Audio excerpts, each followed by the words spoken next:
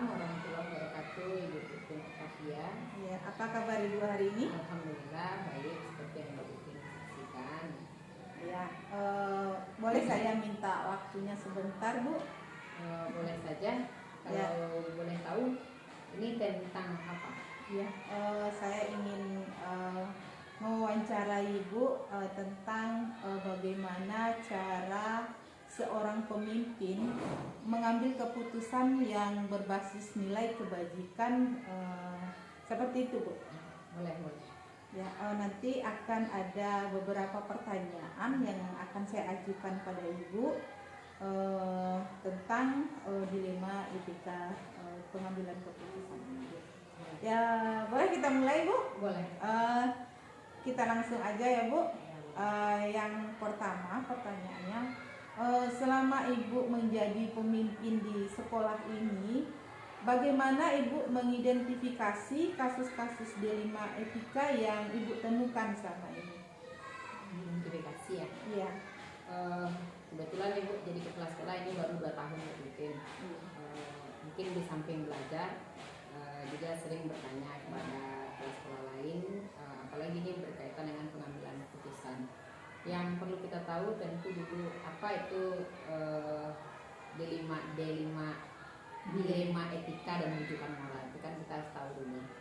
Yang pertama, dilema etika itu kan dia benar, di satu sisi ini benar juga kan gitu. Kemudian kalau rujukan moral di satu sisi ini benar, di sisi lain ini salah. Kan itu kita harus paham dulu. Itu yang mengidentifikasinya begitu caranya dulu gitu. Baru nanti Ibu lanjutkan ke tahap selanjutnya. Kemudian kita harus mengetahui ini benar atau salah, benar dan benar begitu ya, Bu ya. Kemudian Bu, bagaimana menjalankan pengambilan keputusan yang Ibu ambil, terutama untuk kasus-kasus dua kepentingan yang sama benar, Bu, atau yang sama-sama mengandung nilai-nilai kebajikan begitu. Kalau Ibu selama ini mungkin prinsipnya orientasinya kepada siswa gitu. Apakah ini ada nilai etika terhadap siswa? Apakah ada nilai etika terhadap guru? Kemudian diberikan pembinaan, dimusyawarahkan bagaimana kalau kasus antara siswa atau kasus siswa dengan guru atau kasus guru dengan guru, tentu kita sebagai pemimpin tidak bisa untuk melihat satu pihak saja. Kita harus tahu dulu ini benar yang dilakukan atau salah yang dilakukan. Kalau salah, tentu kita akan melakukan pembinaan. Kalau benar, tentu kita akan memberikan reward atau apresiasi kepada yang berkasus tersebut. Jadi harus mencari kebenaran dari masing-masing pihak dulu. Oke. Kemudian langkah-langkah apa yang biasa Ibu lakukan selama ini, Bu? Yang pertama dulu sesuai yang pertanyaan pertama tadi, tentu kita mengenali dulu kasus ini apakah dilema etika ataukah kasus ini menunjukkan moral. Kemudian kalau kita perlu pihak ketiga untuk menyelesaikan masalah, siapa pihak itu yang akan kita libatkan begitu. Kemudian kita tidak bisa secara langsung untuk mengambil keputusan tanpa ada fakta. Tentu kita fakta yang kita cari terlebih dahulu. Misalnya siswa berkelahi, apa faktanya kenapa dia berkelahi, kan seperti itu. Jadi kita tidak bisa langsung memberikan apakah itu punishment, apakah itu reward, namanya tentu kita tidak bisa langsung. Tentu kita harus mengumpulkan fakta, baru kita carikan solusi begitu. Mungkin secara singkat itu aja karena kita kelas sekolah ini tugasnya banyak gitu. Jadi yang simpel-simpel saja lah dalam pengambilan keputusannya itu biasanya yang dilakukan. Carikan solusinya tepat bagaimana gitu. Simpel tapi padat. Diusahakan tepat dan tidak menghabiskan banyak waktu. Oke, Bu. Kemudian hal apa saja yang Ibu anggap efektif dalam pengambilan keputusan pada kasus-kasus dari dilema etika ini, Bu? Kemudian Ibu berprinsip seperti ini begitu. Di dalam pengambilan keputusan dilema etika itu kan yang namanya dilema tentu ada pertentangan lah. Di satu sisi ini benar, di satu sisi lain ini benar. Kemudian yang selama ini kita pahami, yang pertama tentu dulu analisis kita kepada kebutuhan seseorang. kenapa dia melakukan hal itu. Tentu ada kebutuhan yang dipenuhinya, gitu kan. Kemudian yang kedua, untuk yang dianggap efektif ini adalah jika tidak berdampak terlalu buruk baik kepada seseorang maupun kepada orang lain atau sekolah, mungkin masih bisa diberikan toleransi, gitu. Tetapi kalau sudah berdampak, tentu akan ada nanti tindakan selanjutnya dari ibu selaku pimpinan, gitu, atau siapa yang terlibat. Tapi kalau selagi tidak berdampak yang fatal, ya kita usahakan saja lah untuk memecahkan masalah ini dengan baik. Apa namanya istilahnya, dengan coaching, solusi lagi nanti, jangan supaya ini jangan terjadi lagi, gitu. Oke Bu, kemudian pertanyaan berikutnya, tantangan apa yang Ibu temukan dalam pengambilan keputusan ini Bu? Tantangan banyak nih, iya. Gitu. Setiap keputusan pasti ada tantangannya. Di satu sisi begini, kalau kita ditemui atau menemui masalah seperti dilema etika, itu kan dia adalah sama-sama benar, gitu. Tetapi mungkin di satu sisi ada juga mungkin negatifnya sedikit, gitu. Ini apalagi kita harus memanusiakan manusia. Seseorang ini boleh melakukan seperti ini, nanti di kelompok lain tidak boleh melakukan seperti ini. Sementara kelompok lain ini tidak boleh melakukan seperti ini, ada alasannya juga, gitu. Jadi itu merupakan tantangan karena kita sebagai pimpinan, ibu tidak bisa menyamakan atau memberikan layanan yang sama baik setiap siswa maupun setiap guru, karena mereka tuh mempunyai kepentingan yang berbeda, mempunyai karakter yang berbeda. Itu tantangannya salah satu, memahami karakter ini. Seperti Ibu Titin misalnya, ada Bu Titin berkasus, Ibu tentu tidak bisa dengan cara begini Bu Titin belum tentu mungkin bisa mencarikan solusi, tapi dengan ibu ini mungkin dengan cara begini ibu tersebut bisa mencarikan solusi. Itu tantangannya. Karakter siswa dan karakter guru ini tidak sama, itu salah satu tantangannya. Dan penerimaan, pemahaman kepemimpinan seorang kepala sekolah itu, guru-guru ini dengan siswa ini kan dia beda-beda. Kalau ibu ini tegas, mungkin dia mengerti. Kalau ibu ini tegas, mungkin oleh ibu ini pemarah, kan begitu. Mungkin itu salah satu tantangannya. Jadi karakter itu yang menjadikan tantangan, dan kepentingan lain seperti peraturan-peraturan juga. Peraturan-peraturan. Di sisi lain, menurut kita benar di peraturan tidak, kan seperti itu termasuk tantangan juga. Jadi dari Ibu ada dua tantangan nanti ya, tadi ya Bu ya, ada tentang karakter seseorang, ya, kemudian peraturan juga menjadi tantangan. Ya, dan pasti itu peraturan menjadi tantangan, karena tidak semua yang ada di peraturan itu bisa kita laksanakan sesuai dengan peraturan yang dikeluarkan oleh pemerintah, tidak sesuai dengan yang kita jalankan di sekolah ini. Itu salah satu tantangan. Oke, kita lanjut ya Ibu ya. Kemudian apakah Ibu memiliki sebuah jadwal tertentu dalam menyelesaikan kasus dilema etika ini? Kemudian apa Ibu langsung menyelesaikan di tempat, atau yang Ibu miliki atau Ibu mempunyai jadwal gitu Bu? Seperti apa yang Ibu jalankan untuk mengambil keputusan? Itu sifatnya mungkin langsung aksi. Langsung aksi. Misalkan ada kasus, langsung diselesaikan. Karena kalau tidak diselesaikan oleh kedua belah pihak ini, kita takutnya nanti terjadi semacam dendam atau kebencian, begitu kan. Nah, jadi kalau ada kasus anak dengan sama-sama siswa harus kita selesaikan. Kalau ada kasus dengan guru, sesama guru harus kita selesaikan. Karena begitu setiap hari ini kita akan bertemu. Nanti kalau kita tunggu lagi penyelesaiannya seminggu atau 2 minggu lagi, takutnya nih antara yang berkasus tadi, kasus siswa dengan siswa ini, dia tidak bertegur sapa, begitu. Itu yang kita takutkan. Jadi memang bagusnya dilema etika maupun rujukan moral ini harus kita selesaikan. Apa yang sangat berdampak ke sekolah itu harus kita selesaikan. Seperti yang sering kita lakukan di sekolah, misalnya ada siswa yang berkelahi, kita selesaikan cepat. Ada siswa yang jajan habis kegiatan pagi di sekolah, kita tanya dan kita hubungi orang kantin, itu kan perlu kita selesaikan dengan cepat. Berarti dengan langsung menyelesaikan masalah, berarti supaya jangan ada nanti dendam atau ada tindak lanjut dari masalah tersebut oleh siapa yang bermasalah tadi. Kemudian Bu, adakah seseorang atau faktor-faktor lain untuk membantu Ibu mengambil keputusan tersebut? Kalau seseorang yang khusus mungkin tidak ada, mungkin terlebih kalau kita ini di sekolahnya adalah tim. Ibu kepala hanya sebagai orang yang didahulukan selangkah.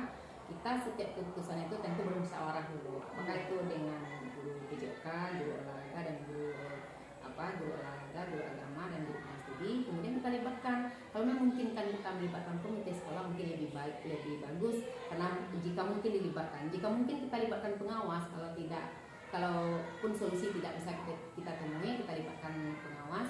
Dan kalau tidak mungkin lagi ya kita libatkan yang lebih tinggi dari itu, misalnya dinas pendidikan. Dan masalah lainnya mungkin bisa kita libatkan pemerintah nagari, karena kita tahu pemerintah nagari kita sangat peduli ya dengan pendidikan, dengan sekolah-sekolah, dan juga tokoh-tokoh masyarakat kita di negara Limatang Panjang ini juga sangat peduli. Jadi apapun permasalahan, kalau kita selalu berdiskusi, selalu berkolaborasi, masalahnya tidak luas, tidak dijadikan itu sebagai suatu tantangan, tetapi itu adalah suatu kerjasama yang dapat untuk meningkatkan kemajuan pendidikan. Mungkin itu yang selama ini dilakukan.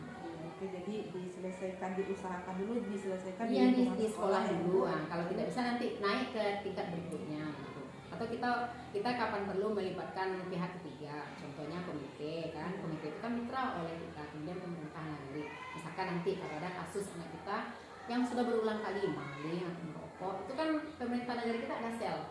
Kan harus kita libatkan bagaimana dia ingin merasakan di sel itu seperti apa, kan efek jerahnya nanti seperti apa, mungkin itu. Jadi berkolaborasi. Iya, berkolaborasi. Oke Bu, sudah ada 7 pertanyaan. Jadi dari semua hal yang Ibu sampaikan tadi, apa pembelajaran yang dapat Ibu ambil dari pengalaman Ibu dalam mengambil keputusan Selama ini. Iya, selama ini. Pelajarannya banyak gitu ya. Yang pertama, kita harus memahami karakteristik seseorang gitu ya dalam pengambilan keputusan. Kita tidak mungkin setiap orang itu kita perlakukan sama, walaupun secara undang-undang kita harus melakukan sama secara manusiawi, tetapi cara menghadapinya kita tidak bisa melakukan sama. Itu yang pertama. Yang kedua, setiap persoalan yang ada di sekolah kita harus identifikasi dulu, apakah ini rujukan moral, apakah ini dilema atau tantangan bagi kita. Kemudian yang ketiga, di dalam penyelesaian masalah atau pengambilan keputusan, kita memang tidak bisa sendiri gitu. Mungkin ada satu-satu yang bisa sendiri, tetapi pada umumnya kita mesti berkolaborasi, mesti berdiskusi, karena Pak Kacik orang Minang duduk seorang samping-samping, duduk bersama lapang-lapang. Itulah mungkin yang perlu kita terapkan di dalam pengambilan keputusan. Apalagi seperti Ibu ini kepala sekolah baru 2 tahun, pengalaman selama ini hanya menjadi guru, mungkin aktif di organisasi. Nah, itulah kesempatan untuk kita belajar untuk pengambilan keputusan. Mungkin itu saja yang bisa dipetik, dan mungkin ada hal lain, memperbanyak teman dan memperbanyak wawasan itu yang penting. Kemudian membaca jangan lupa, karena dunia pendidikan ini kan selalu berubah-ubah, regulasi selalu berubah-ubah. Jadi kita harus melek juga dengan ilmu-ilmu baru, dengan peraturan-peraturan baru. Kalau tidak nanti jangan-jangan kita nanti yang terkena dampak dari keputusan yang kita ambil. Mungkin itu. Oke Bu, terima kasih atas waktunya Bu. Banyak sekali yang bisa saya ambil dari apa yang pengalaman Ibu gitu. Banyak sekali ya. Mungkin jika suatu saat nanti saya ditugaskan juga seperti itu Bu, mungkin bisa saya menangkap apa yang Ibu bicarakan tadi, dan jangan bosan pula Bu nanti bila ada saya menanyakan sesuatu hal tentang kepemimpinan. Yang bisa kita mesti berkolaborasi begitu, karena kita bukan manusia yang sempurna. Dah, terima kasih atas waktunya Bu. Selamat sukses buat Titin. Terima kasih.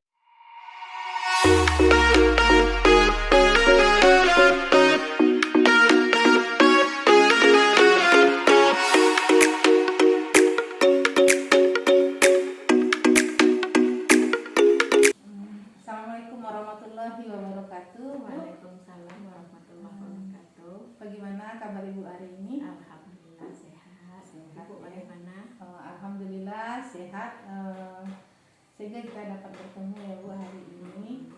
Boleh saya minta waktunya sedikit Bu? Boleh Bu. Saya ada tugas dari kursus CBP saya untuk mewawancarai kepala sekolah. Ya. Jadi nanti ada beberapa pertanyaan yang akan saya ajukan pada Ibu. Di sini modulnya tentang pengambilan keputusan berbasis nilai-nilai kebajikan sebagai pemimpin, Bu. Jadi boleh saya mulai, Bu? Boleh. Oke. Pertanyaan yang pertama, Bu. Selama Ibu menjadi kepala sekolah, bagaimana Ibu mengidentifikasi kasus-kasus dilema etika yang Ibu temukan? Begitu Bu. Ya.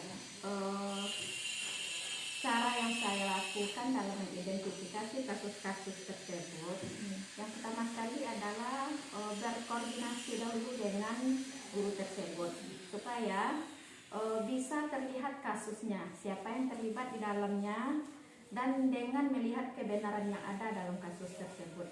Ya, berarti Ibu lakukan dulu koordinasi dengan mengamalkan masing-masing yang memiliki permasalahan. Kemudian bagaimana cara Ibu menjalankan pengambilan keputusan tersebut? Apa yang Ibu ambil dua kepentingan yang sama benar atau sama-sama mengandung nilai kebajikan? Kalau sebagai kepala sekolah ini ya Bu, kadang kita ada juga kesulitannya. Tetapi yang paling penting adalah kita tetap berpegang teguh kepada kesepakatan yang telah kita buat bersama di sekolah. Jadi kesepakatan bersama. Iya, nanti kita akan menjalankan apa yang telah kita sepakati.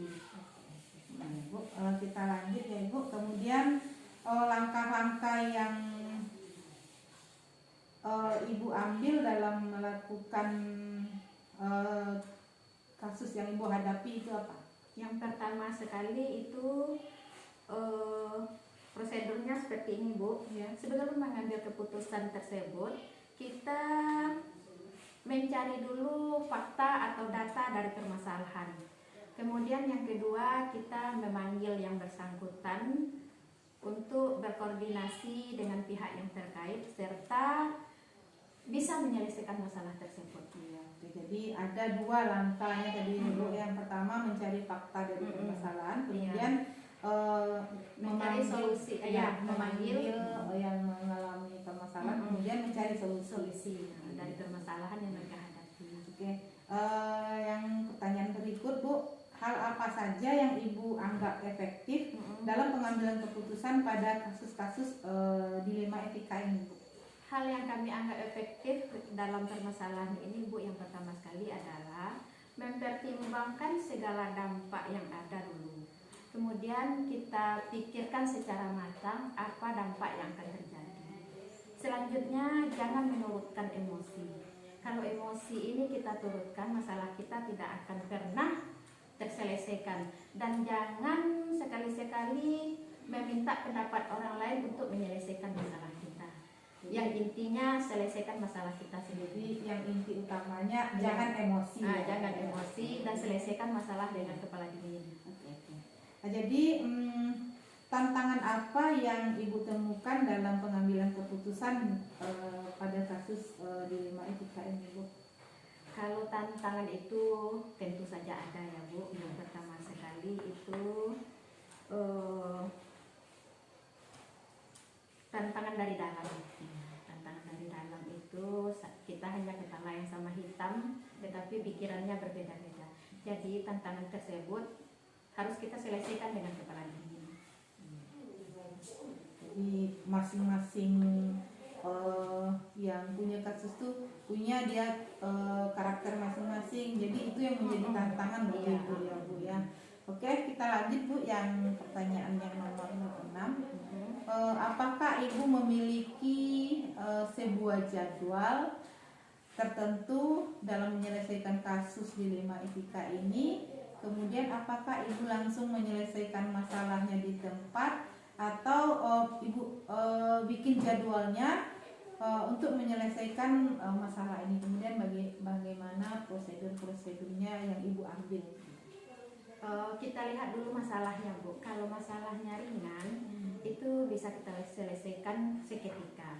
Tapi kalau kasusnya itu agak berat, Kalau dibilang agak berat itu kita memakai jadwal. Sebab kalau kasusnya agak berat itu kan perlu tahapan-tahapan untuk penyelesaiannya. Jadi bertingkat ya. Bertingkat. Kalau kasusnya yang ringan, jadi bisa diselesaikan hari itu langsung kita selesaikan. Jadi kalau yang agak sulit tentu bertingkat dari bawah dulu Bu. Kemudian yang berikutnya Bu, adakah seseorang atau faktor-faktor yang membantu Ibu untuk mempermudah Ibu dalam mengambil keputusan? Oh, tentu saja ada. Kita harus berkolaborasi dulu dengan sesama dan semua majelis guru.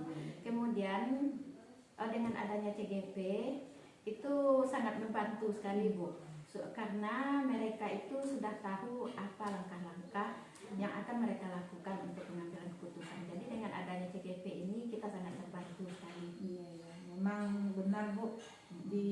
Selama kami mempelajari atau kursus di CGP ini memang kolaborasi ini adalah solusi terbaik dalam segala hal Bu, apalagi dalam pemecahan masalah. Iya.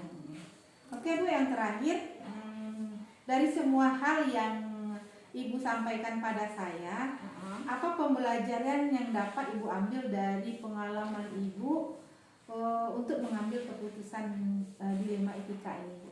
Saya merasakan pentingnya berkolaborasi dan berkoordinasi dengan sesama teman di sekolah. Karena kegiatan tersebut itu akan sangat membantu kita dalam pemecahan masalah yang ada. Yang berat jadi ringan, yang ringan semakin ringan terjadi pemecahan masalahnya nantinya. Jadi mudah-mudahan kedepannya teruslah kita jalin kolaborasi supaya di sekolah kita ini tidak ada namanya pertentangan lagi. Oke, terima kasih Bu atas jawaban yang Ibu beri. Mungkin kedepannya saya berharap andai saja nanti setelah punya sertifikat CGP otomatis kan kita harus bersedia menjadi pemimpin. Jadi semoga nanti saya bisa menjadi pemimpin yang baik seperti yang Ibu jalankan seperti sekarang ini. Terima kasih lagi atas waktu yang Ibu berikan. Oke Bu, saya akhir kata saya ucapkan wassalamualaikum warahmatullahi wabarakatuh.